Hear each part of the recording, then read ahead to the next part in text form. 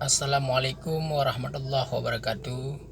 Kepada teman-teman kecil sekalian yang ada di Kabupaten Biren, baru-baru ini di media sosial kembali tersebar sebuah undangan dari Lembaga Pendidikan dan Pelatihan yang beralamat di Medan, yang berisi tentang undangan pelatihan life skill tata boga untuk ibu-ibu PKK Gampung yang ada di seluruh Biren.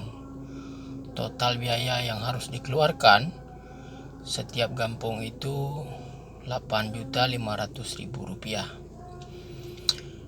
Bimbingan teknik atau BIMTEK di Biren akhir-akhir ini sudah sangat marak sekali, sehingga menguras banyak sekali dana desa yang seharusnya dapat digunakan untuk hal-hal lain di tengah pandemi COVID-19 di Aceh. Tantangan terbesar kita saat ini adalah Aceh masih berada sebagai daerah termiskin di Sumatera dan provinsi dengan peringkat nomor 6 termiskin di Indonesia. Artinya apa? Bahwa selain minimnya lapangan kerja, tingkat pertumbuhan kesejahteraan masyarakat juga sangat rendah. Di Biren sendiri, sampai saat ini angka stunting masih sangat tinggi. Menurut informasi yang saya terima, sampai saat ini bayi yang baru dilahirkan menderita stunting itu masih masuk kategori blok merah. Ini tentu sebagai PR kita semua, bahwa ibu-ibu hamil itu kekurangan gizi.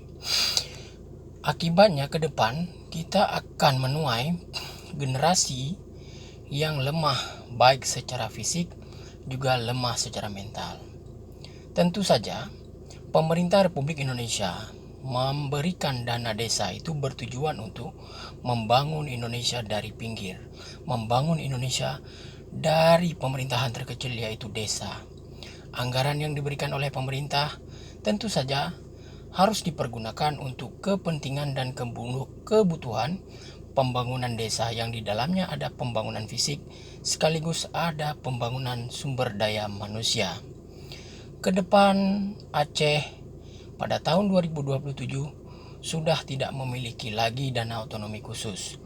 Mulai 2022 Aceh hanya menerima dana otonomi khusus itu 1% dari DAU nasional.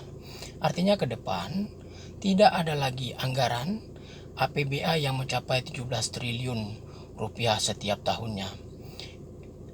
Ini tentu tantangan bagi kita semua.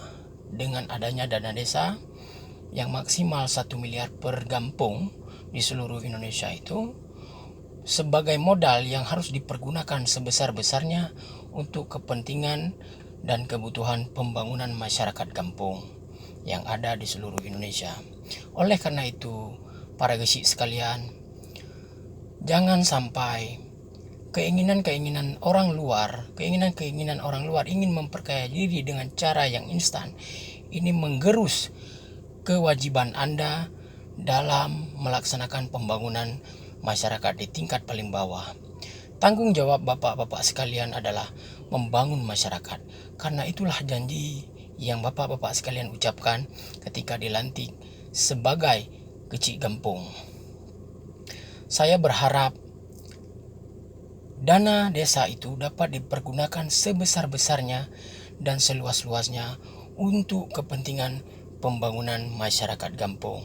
Percayalah, ketika ekonomi masyarakat sudah bertumbuh, maka kita pun akan jaya. Akhirul kalam, Assalamualaikum warahmatullahi wabarakatuh.